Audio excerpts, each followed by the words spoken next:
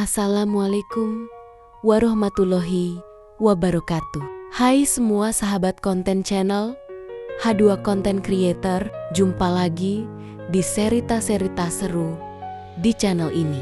Kali ini saya ingin bercerita tentang seorang janda kaya serta cantik yang sengaja menjebak serang pemuda berondong tampan. Namun sebelum kita lanjut, sebaiknya tinggalkan jejak dulu ya. Klik tombol like, subscribe, share ya, supaya kami bisa lebih semangat lagi bikin konten seru lainnya. Baik, yuk kita lanjut ceritanya. Di sebuah komplek perumahan mewah, tinggal seorang janda kaya bernama Ratna. Usianya baru menginjak awal 30-an, namun pesona tubuhnya masih mampu membuat banyak lelaki menoleh dua kali. Setiap langkahnya, setiap pakaian ketat yang ia kenakan seakan menjadi bisikan godaan yang sulit diabaikan. Para tetangga, bahkan suami-suami yang sudah beristri, tak jarang menyimpan hasrat terpendam padanya. Namun Ratna bukan tipe wanita yang mudah memberi hati. Ia sendiri kesepian, terperangkap dalam rumah besar yang sunyi sejak ditinggal suaminya meninggal 2 tahun lalu. Hingga suatu hari, perhatiannya tertuju pada seorang pemuda berondong tampan. Ardi, tetangganya yang berusia 22 tahun, berwajah polos, tubuh kekar, dan pembawaan sederhana. Disinilah kisah ini dimulai. Sebuah kisah tentang godaan, cinta terlarang, kesalahan, dan penyesalan yang tak terhindarkan. Ratna setiap pagi berjalan ke halaman dengan daster mewah dan aroma parfum yang memikat. Para tetangga lelaki mencuri pandang, pura-pura sibuk menyiram tanaman. Tapi sesungguhnya mata mereka tak bisa lepas dari sosok Ratna. Namun Ratna hanya memperhatikan satu orang, Ardi. Pemuda sederhana itu selalu lewat menuju kampusnya dengan ransel di punggung dan senyum tulus. Tak seperti lelaki lain, Ardi tak pernah mencoba menggoda Ratna. Bahkan, ia cenderung cuek. Hal itu justru membuat Ratna semakin tertarik. Kenapa dia berbeda? Kenapa justru dia tidak menoleh padaku? Pikir Ratna. Dalam kesepian, rasa penasaran itu tumbuh menjadi keinginan. Ratna mulai mencari cara agar Ardi memperhatikannya. Ia sengaja menyapa ramah ketika Ardi lewat, menawarkan segelas jus dingin saat siang terik, atau pura-pura butuh bantuan mengangkat barang belanjaan. Ardi sopan, menolong tanpa banyak bicara, lalu pergi begitu saja. Sikap itu membuat Ratna semakin gelisah. Ia terbiasa dikagumi, dirayu, dimanjakan, tetapi pemuda ini seakan menolak pesonanya. Malam itu, Ratna menatap dirinya di cermin. Aku masih cantik. Aku masih bisa membuat siapapun tergoda. Ardi hanya butuh sedikit waktu, bisiknya. Hari demi hari, Ratna semakin berani. Ia mengenakan gaun yang lebih terbuka saat Ardi lewat, pura-pura menunduk dengan senyum manja atau menyapanya dengan suara lembut. Dalam hati, Ardi sebenarnya mulai merasa terganggu. Ia tahu Ratna menarik. Tubuhnya sempurna, wajahnya menawan. Namun ia juga sadar, Ratna janda kaya yang jadi buah bibir tetangga. Ardi tak ingin namanya rusak. Tetapi tiap kali menatap mata Ratna, ada perasaan aneh yang tumbuh. Perasaan yang ia coba bantah. Namun semakin hari, semakin sulit ditolak. Suatu sore, hujan deras mengguyur. Ardi berlari pulang. Tubuhnya basah kuyup. Ratna yang melihat dari jendela segera membuka pintu. Masuklah, Ardi.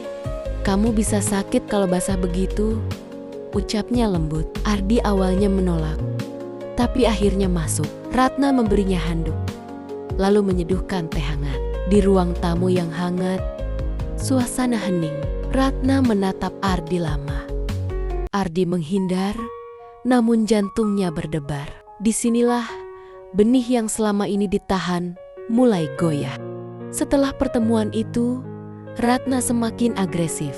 Ia sering mengirim pesan singkat pada Ardi, sekadar bertanya kabar.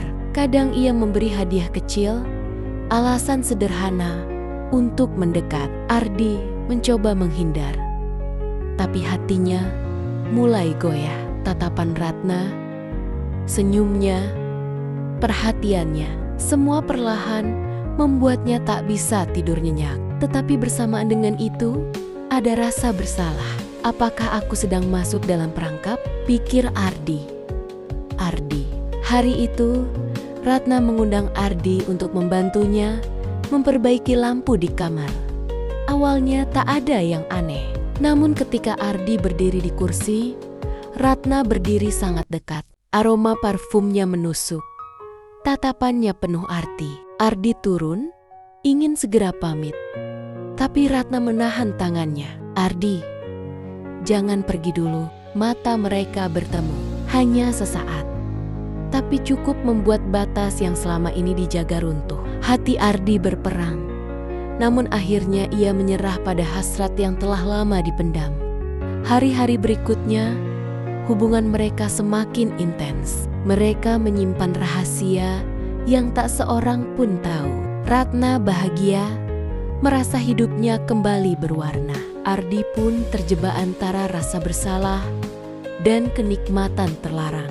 Namun, gosip mulai berembus. Tetangga-tetangga berbisik, menuduh, meski tanpa bukti. Ardi merasa hidupnya diawasi. Ratna cemas rahasianya terbongkar. Tetapi mereka berdua sudah terlalu dalam untuk berhenti. Bulan berganti. Ratna merasa tubuhnya berbeda. Ia memeriksa. Dan hasilnya membuat dunia runtuh. Ia hamil. Tangannya gemetar. Air matanya jatuh. Bagaimana mungkin? Ini pasti Ardi, bisiknya. Ketika Ratna mengaku pada Ardi, pemuda itu terdiam. Dunia serasa runtuh. Ia belum siap menikah, belum siap jadi ayah. Wajahnya pucat, matanya kosong. Bu, ini salah, kita salah. Lirihnya. Kabar itu perlahan terbongkar. Tetangga mencibir. Keluarga Ardi marah. Dunia seakan menutup pintu. Ratna terpuruk, menyesali segalanya. Ardi pun diliputi rasa bersalah. Ia tak lagi punya semangat kuliah. Teman-temannya menjauh, hanya ada sunyi dan penyesalan. Malam demi malam, Ratna menangis. Seandainya aku bisa memutar waktu, aku takkan menyeretmu dalam ini. Ardi, pada akhirnya, Ratna memilih meninggalkan komplek itu. Ia pindah ke kota lain, mengandung bayinya dengan tekad membesarkannya sendiri. Ardi berdiri di depan rumah Ratna yang kosong. Ada perasaan hampa, kehilangan, sekaligus lega. Mereka sama-sama menyesal. Tapi waktu tak bisa kembali. Hanya ada pelajaran pahit. Bahwa cinta terlarang, betapapun indahnya sesaat, akan selalu meninggalkan luka panjang. Narator menutup kisah ini dengan lirih. Cinta bukan hanya tentang memiliki. Kadang cinta adalah luka, kadang cinta adalah penyesalan. Tapi dari penyesalan, kita belajar arti kesetiaan, arti kesabaran, dan arti menahan diri.